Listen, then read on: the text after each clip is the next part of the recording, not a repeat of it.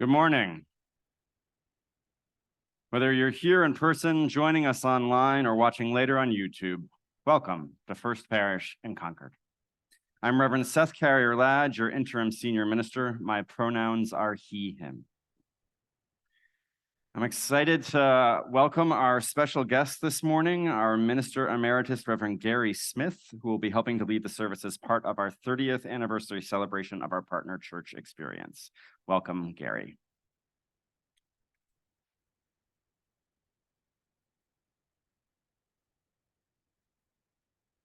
If you're online, please feel welcome to fully participate in the chat.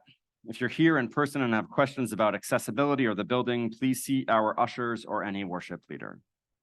Masks are optional throughout our building, including in this space. We continue to use enhanced ventilation and encourage masking to keep our communal spaces safe for everyone.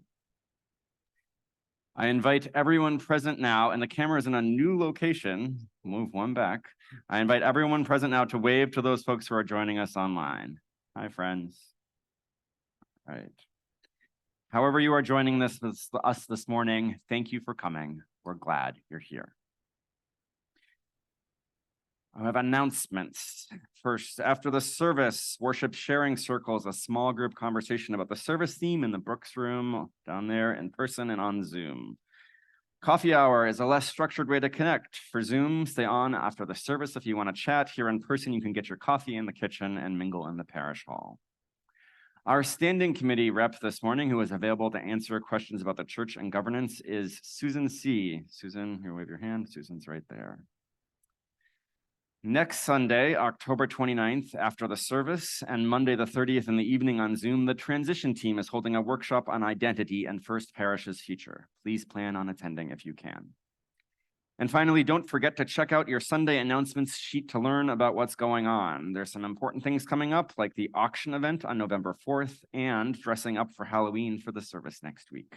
Those are just two of the many things in Sunday announcements, so please check it out. There's a lot going on. And now I'd like to invite our search committee chair, Kristen Moore, forward to share an update.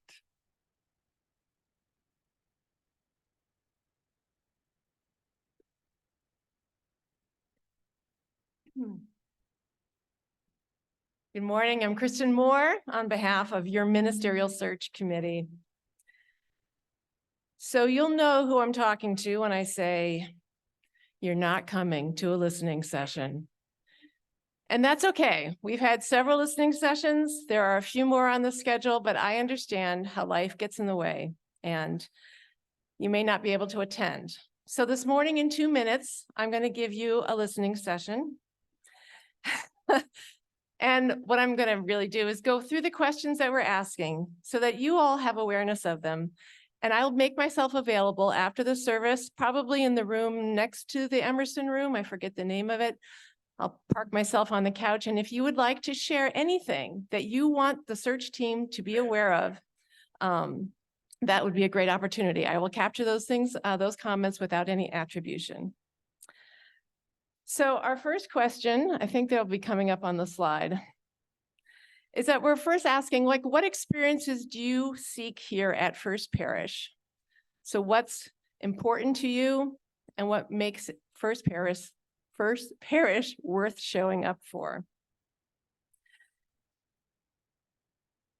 Just let you take in that question. Our next question is, what gets in the way of satisfying experiences here at First Parish? What complicates your relationship? Or what internal dynamics or external dynamics? We recognize that First Parish is competing with your time and attention with many other things. So we're interested in hearing about that. And lastly, we ask, what kind of minister is the minister for you? What are you personally hoping for, and what aspects are important in your mind for First Parish and its next minister? And also, what would be a letdown? So those are the questions we've been asking. Whoa, those are all in very small print now. But just think about them during the service. And as I said, I will be available afterwards, and feel free to stop by. We also have one last opportunity that's slightly different. The transition team is partnering with us in gathering information, and they are going to be holding a congregational identity workshop next Sunday, right after the service. It'll be in person, and there will be an October 30th, Monday night, via Zoom. So it's really understanding who we are as a congregation as we move through this transition. I'm so grateful. We just had a listening session this morning. I'm really grateful for the feedback that we heard. And I'm grateful for all of you who have participated. And I'm grateful for all of you for just thinking about these questions and holding our search in your hearts and mind. Thank you.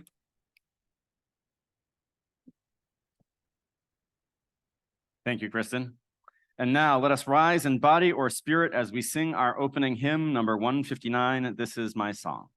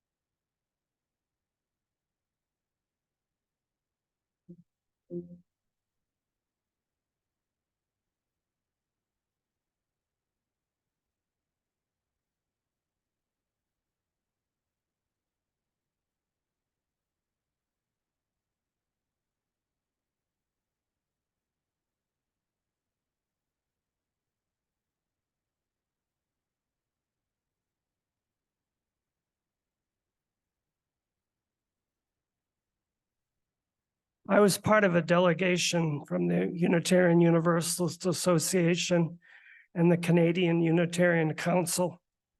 that went to Bucharest, Romania in the early days of January 1990, right after the revolution that toppled the dictator Ceausescu. Buildings still burning. A trip planned before anyone knew that revolution was coming. A trip to show our solidarity with our brothers and sisters in faith. And after we had been in Bucharest a few days, we traveled up on an overnight train to Transylvania. And for days, we traveled from one Unitarian congregation to another, bringing greetings and love to a people who still saw the Securitate, the secret police among them. That was the trip when I first went to Seke Karastur and saw the church there and drank Palinka there. The first of 7 trips, or was it 8, over my 23 years here with you.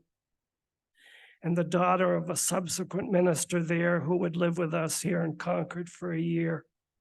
Her senior year at Concord Carlisle, life-changing for all of us.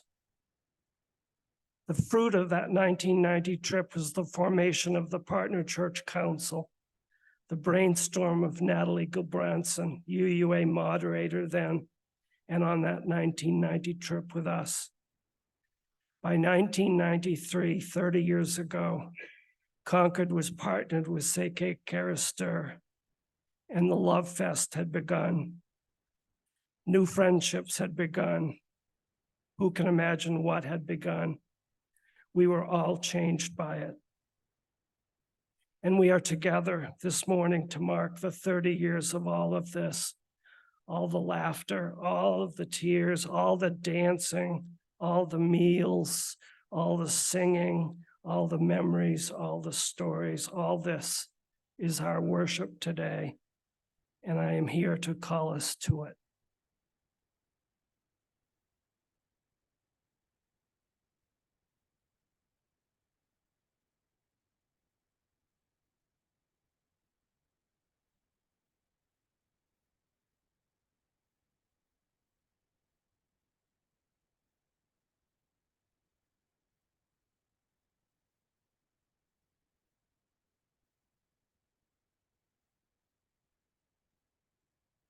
Can't see behind me.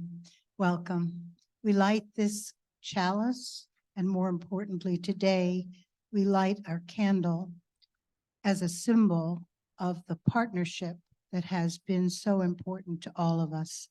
At every partner congregation committee meeting, we light that candle and we take a moment of silence to think about all of the wonderful people that we have connected with over time. It is a symbol. There is another symbol, and that stands outside in our courtyard. It is a kopyefa.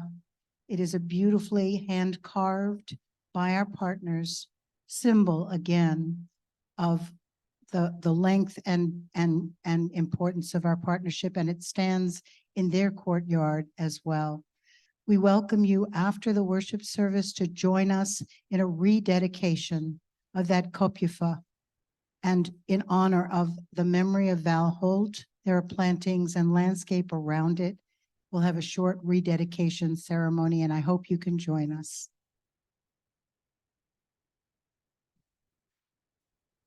Thank you, Lillian and Tim. Let us now join together in saying our unison chalice lighting response words. O flame of our faith, open our hearts and fill our bodies and souls with persistent strength. Enliven our spirits and engage us deeply in this life of ours. This is sacred.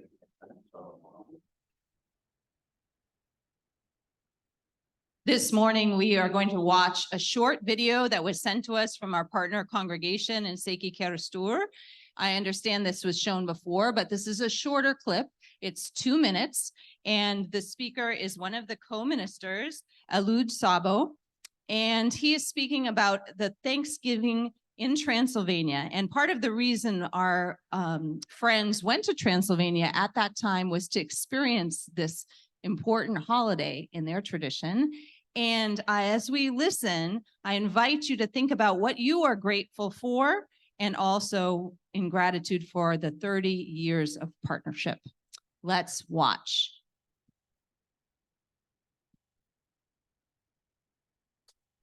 Every year on this day, we try to show and pray out our gratitude for the crops and fruits grown by the hands of the hardworking farmers and the love and power of God. But every year there are other events in our life which makes us grateful.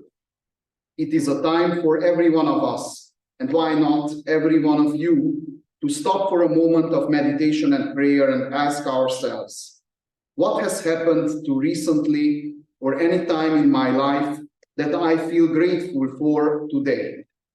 Every one of us can answer that question in our own way, and the result is a great mosaic of gratitude with many colors and angles of the gifts life and God has given us throughout the years.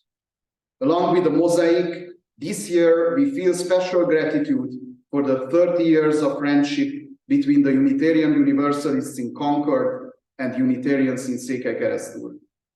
I could express our gratitude the same way as we call our celebrations today.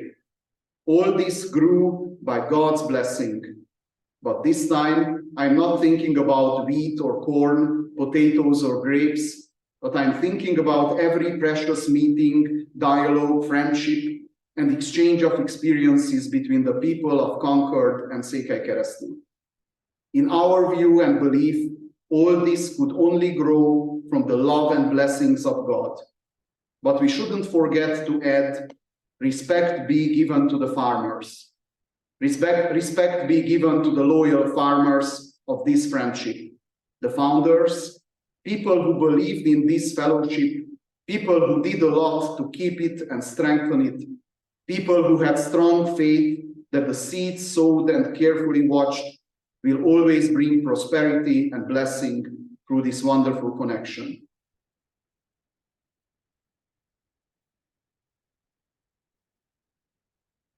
My heart is filled with gratitude for this partnership. I was blessed to be a part of the family pilgrimage that happened in 2018, and I went with my daughter, Liza, and many of you. And before that, I went in 2000 with my dear friend at the time, not colleague, Howard Dana, and other young ministers, at the time younger, to visit with other Balash scholars who had been part of Star King School for the Ministry. We share so much with our siblings in faith. What struck me about this message from our friend all the way around the world, and he is your friend, whether you've met him yet or not, is that he reminded us that we all take part in this blessing, this act of nourishment, and that growth is a gift of God. Now, as Unitarian Universalists, some of us may not choose that word God, but there is a source and power beyond ourselves. Some of us define it as goddess, nature, spirit of life, something beyond our own individual power that meets us through acts of goodness. And so today, all of our young people are actually headed off to the Hugh Cargill Community Garden, part of our service to our community, part of our joining in friendship with each other. And so I want to invite the adults who are going to come up first. And we are all going to go out. If you brought gloves or rakes or whatever, coats, please bring all that with you. We're going to go out the side door and we're going to pause at the terrace just to count who's here with us. And then we're going to head off to the community garden. Please join in our traveling song.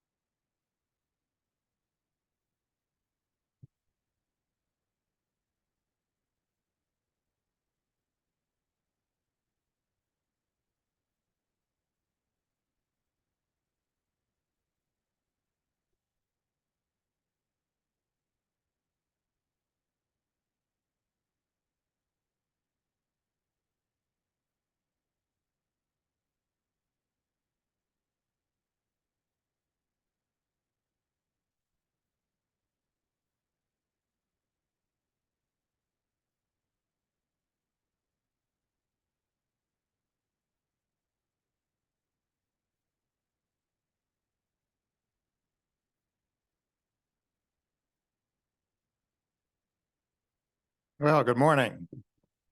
And welcome, Gary. Great to see you back.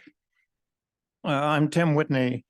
Roger Matledge and I together led the recent trip to Transylvania.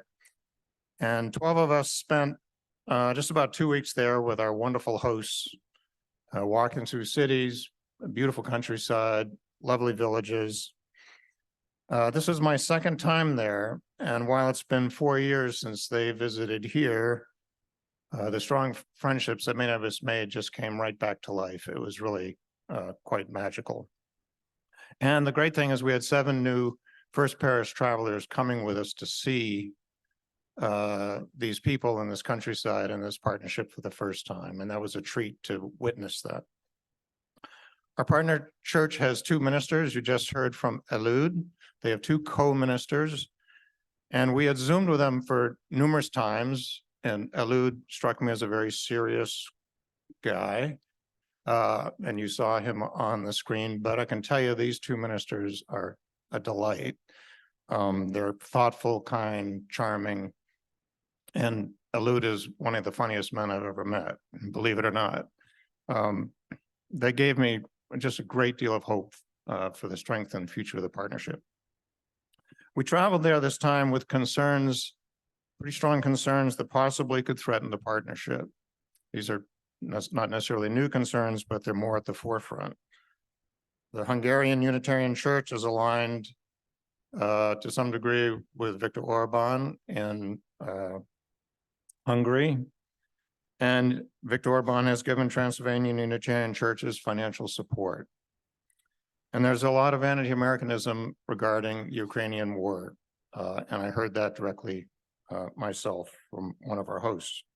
So there are several large elephants roaming in the room, and both churches were quite aware of that and sensitive to that.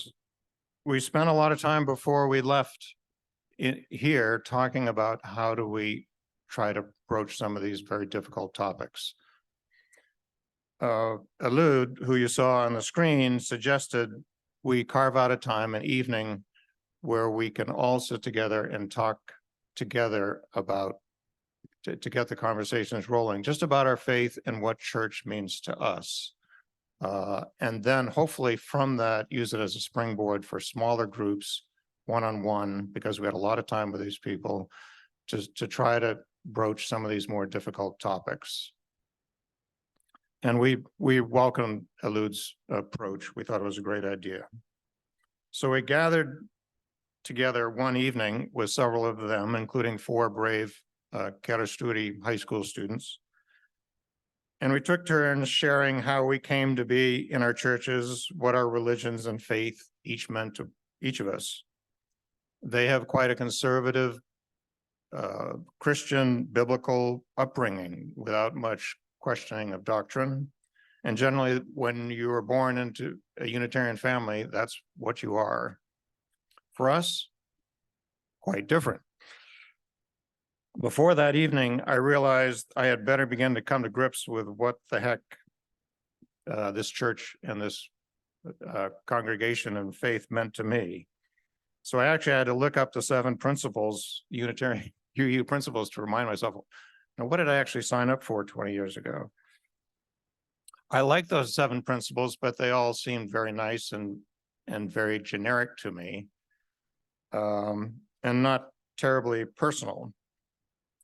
I shared that that evening of discussion, I shared that I don't really believe in God, but I do believe in the power of prayer. And I so strongly believe in the human spirit, collective human spirit, and the power of deeper human connections. My best friend from college is an Episcopal priest, and he has often said to me, you can sense when God has entered the room. I know, I feel what he means. For me, it is more perhaps a divine whispering. When I pray for some understanding or perspective or strength to get me through a difficult time, there's always a whisper, a gentle hand on my shoulder. There were several whisperings to me on this journey in Transylvania. Mid-trip, I was feeling a bit low and overwhelmed by it all, and my mild introverted self. And I expressed these concerns to our group in one of our several check-ins. The next morning, one traveler came up, placed their hand on my shoulder and said, "Are you okay?" And that's really all I needed to hear. It was a whisper. One day we rode up a beautiful mountain and a tractor pulled open wagon, about 25 of us, 12 of us, 12 of them or so, maybe more. We spent some time on the top and I wanted to get some exercise. So I went to Eliud and asked if he minded if I ran back down the 6-mile road since there appeared to be time for that. He said, "Sure. And can I go with you?" And I said, "Wow, yes, of course." So we both ran down this quiet mountain road for miles through beautiful Transylvanian forests. It almost sounds like the setup of a joke. An agnostic and a Transylvanian minister were running down a mountain. The agnostic turns to the minister and anyway, so our discussions were wide-ranging, including touching on those difficult subjects I noted before. I shared with Eliud and others during that night of religious discussions that this weird and wonderful run we did down the mountain together was indeed a religious experience for me. I heard whispers. Running in the woods has always been spiritual for me.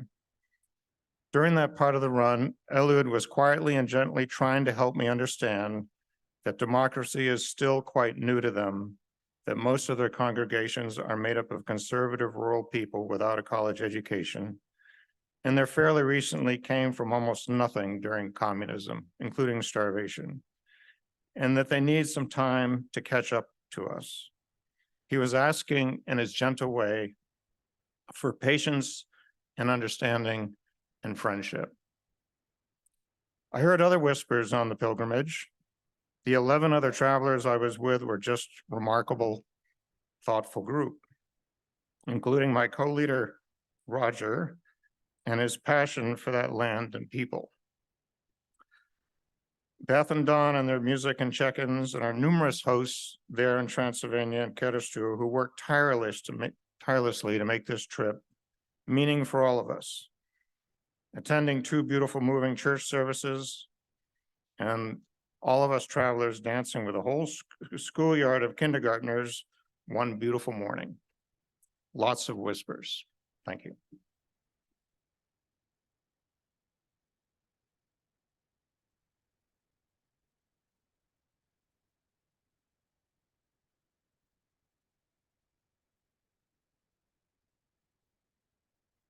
Our Share the Plate partner this month is Boston Area Gleaners, who address food insecurity, on-farm food waste, and local farm sustainability through a variety of programs.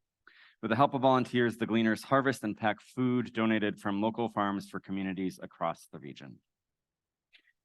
We are grateful for your support for the work we do both inside and beyond these walls. Thank you for your generous gifts. We will now gratefully receive this morning's offering.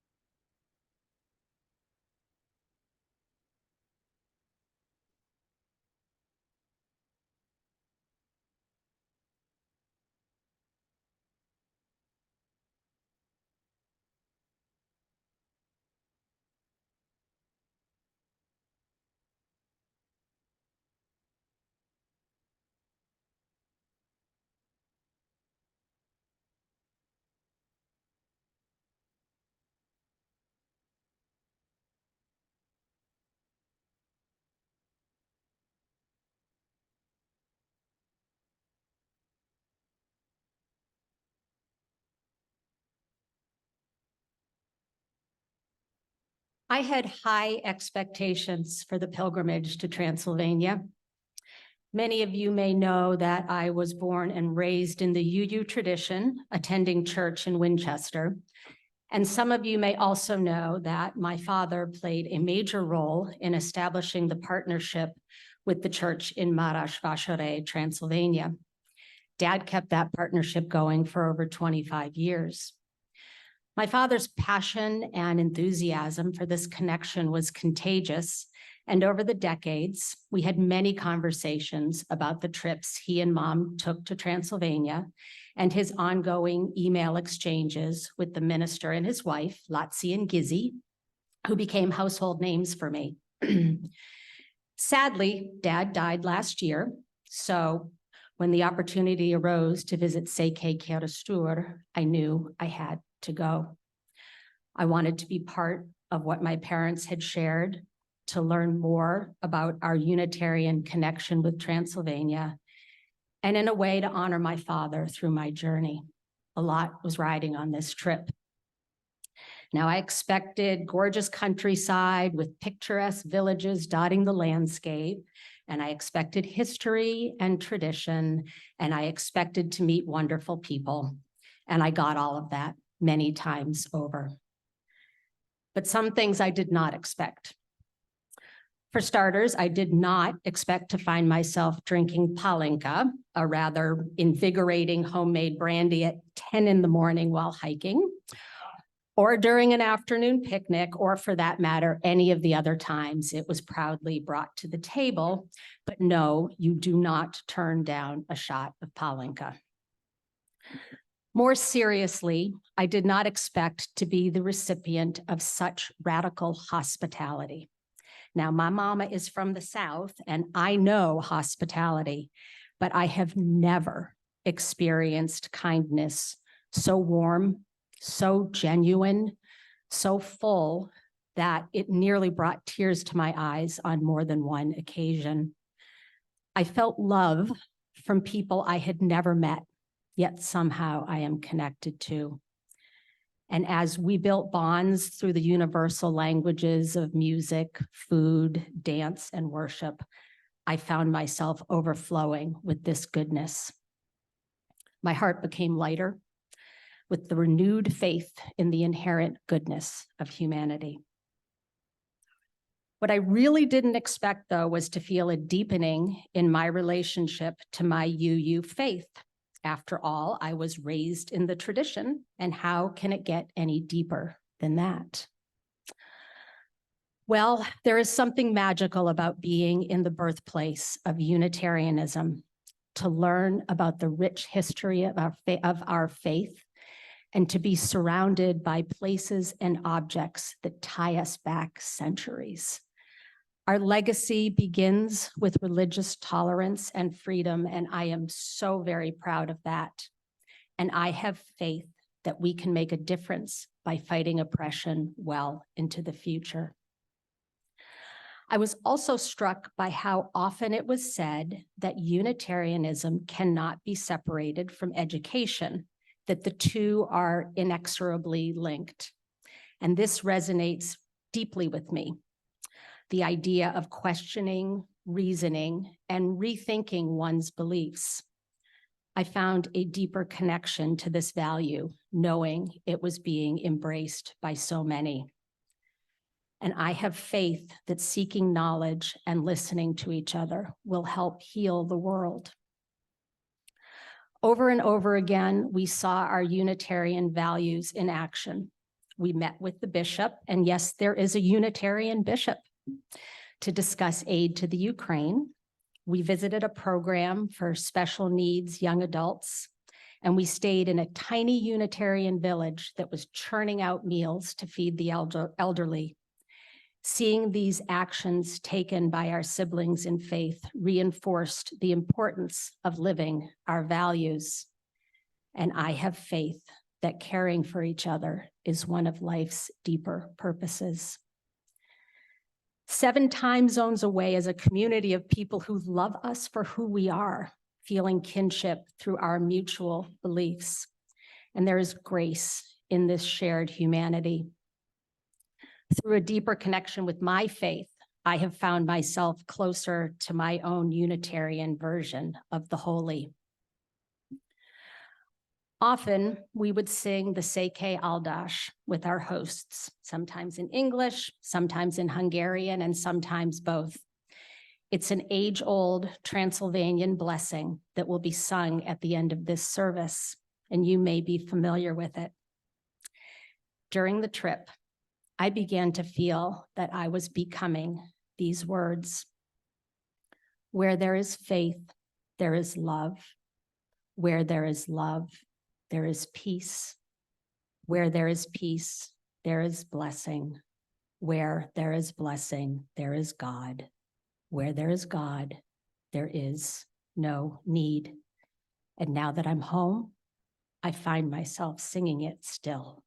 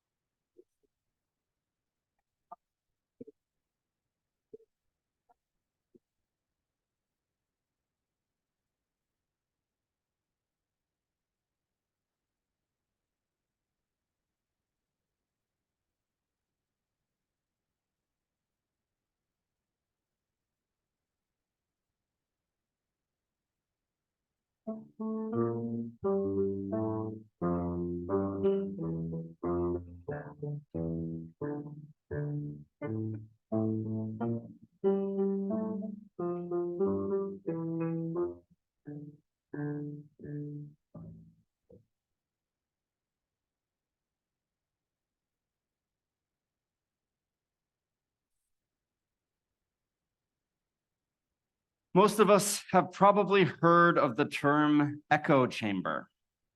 And with the polarization in politics in our country right now, many of us have probably heard the term echo chamber applied to our social circles and social media worlds that we build for ourselves, where we mostly consume media and this idea and mostly talk to people who think like we do, right? Making an echo chamber of ideas.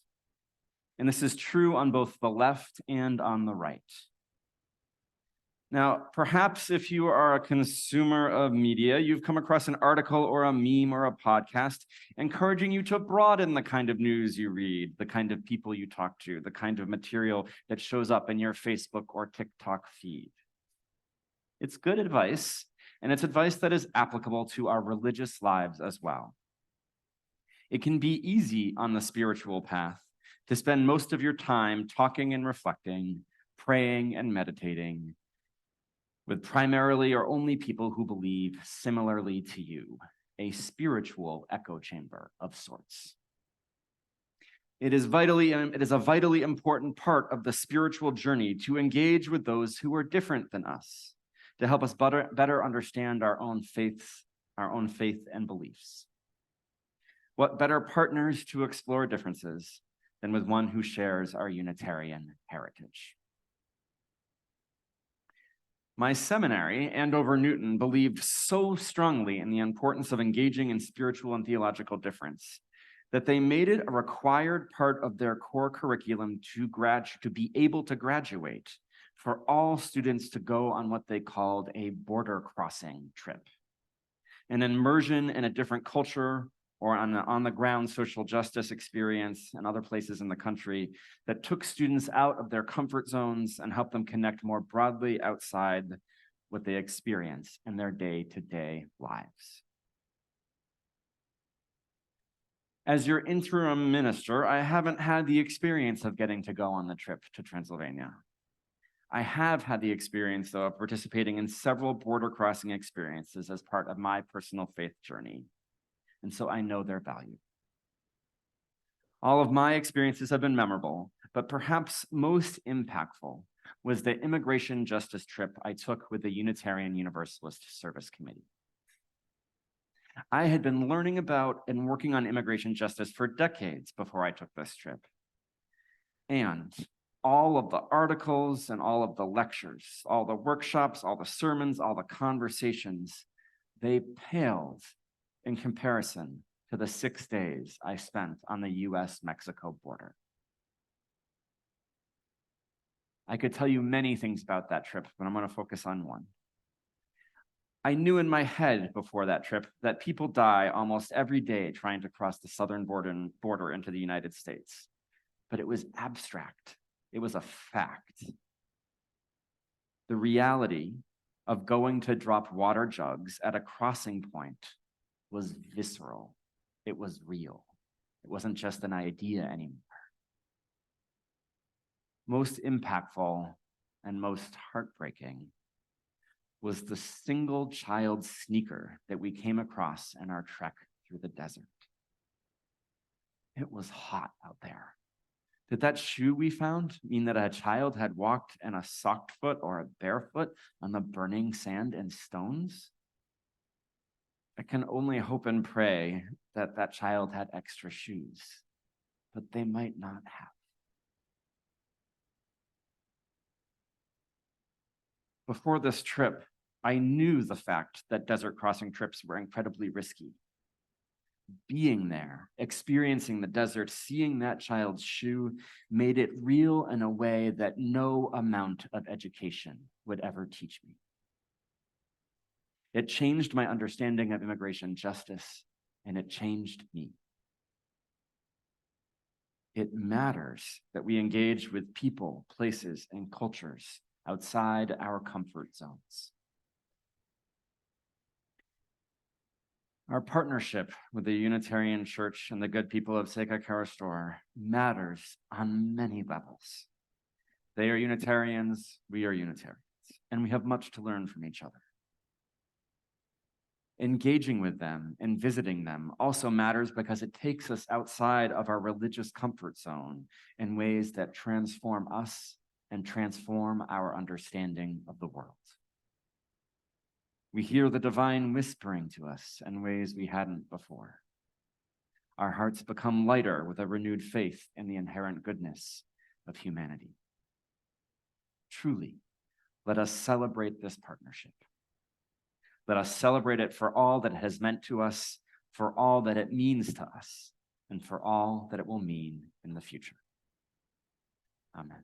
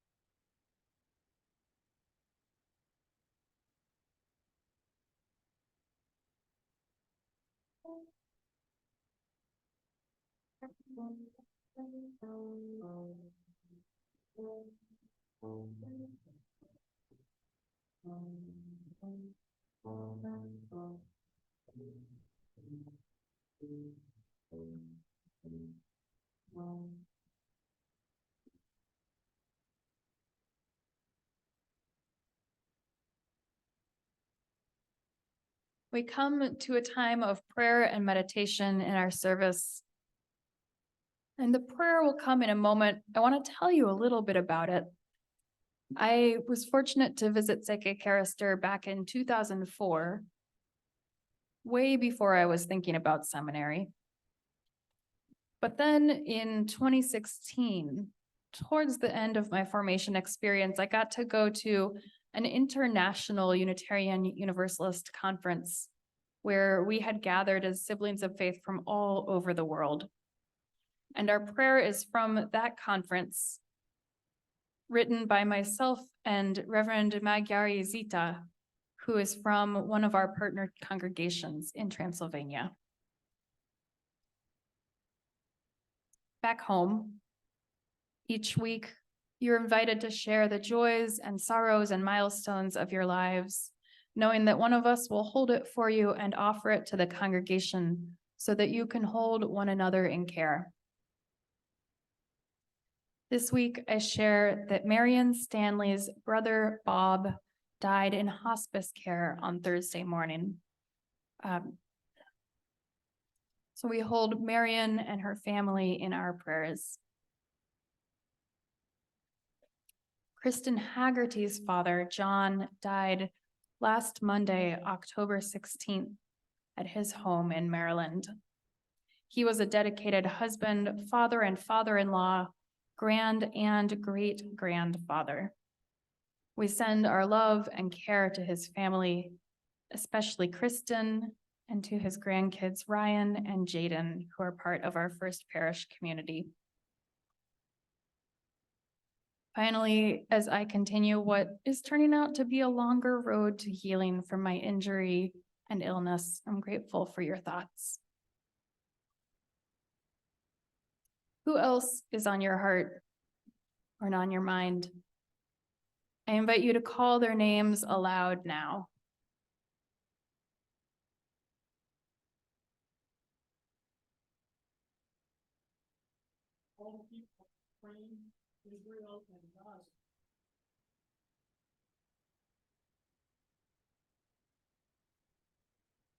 Friends, will you pray with me?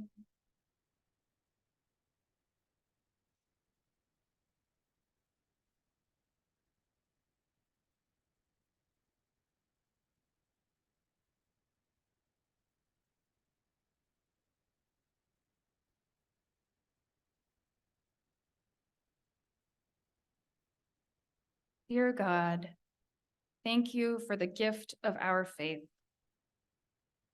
We have come together as many hearts and are learning the power of beating together. For this heartbeat, for this love, for this community, for your presence, we give thanks. Today, we hold in our hearts all who grieve and all who need healing in our congregation and around the world.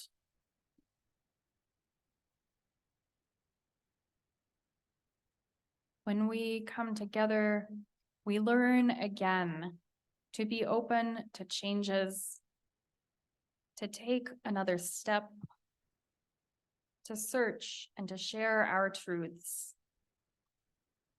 May our collective heartbeats, our common works help us to find our own missions.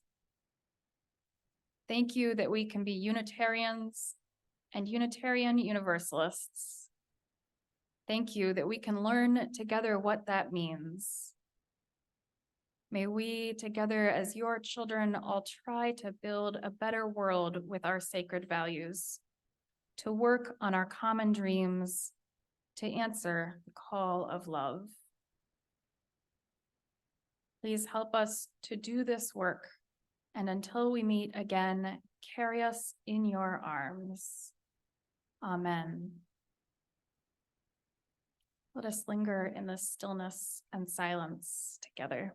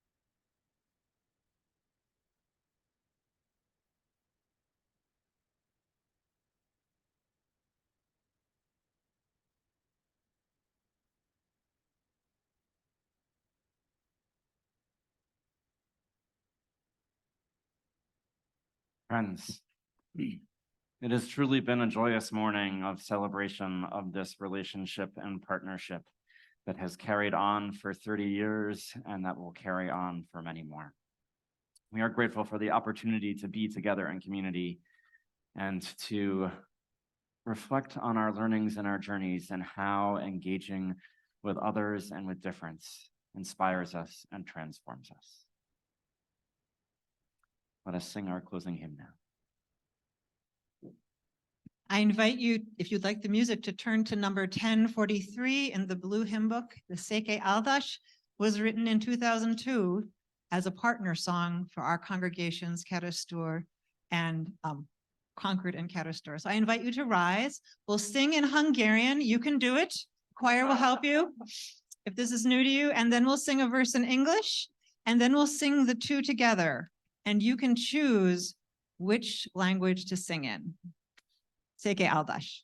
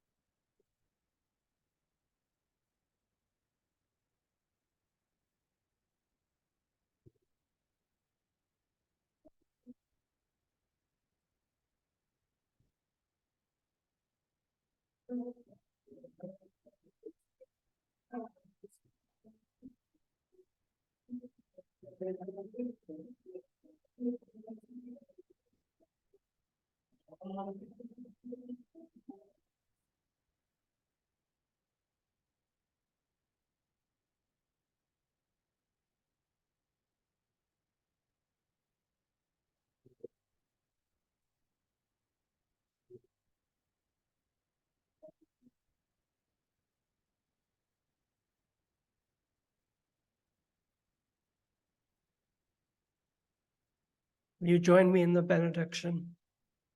Go out into the world in peace. Have courage. Hold on to what is good. Return to no person evil for evil.